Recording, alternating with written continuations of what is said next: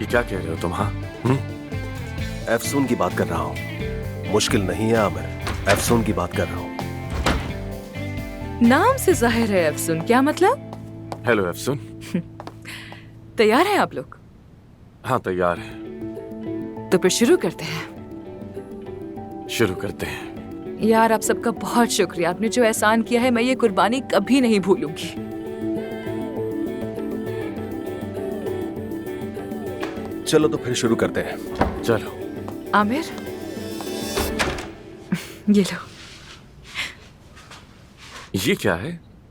Operation theatre में सुनने के लिए। घबराओ नहीं, कोई आंतिब का गाना नहीं होगा, सिर्फ क्लासिकल मौसीकी है। अच्छी चॉइस है, पसंद आया। हाँ मुझे मालूम है। Thank you so much. No problem. चलो। चलो। सही तरीके से यूज करना होता है, ये गलत तरीका है।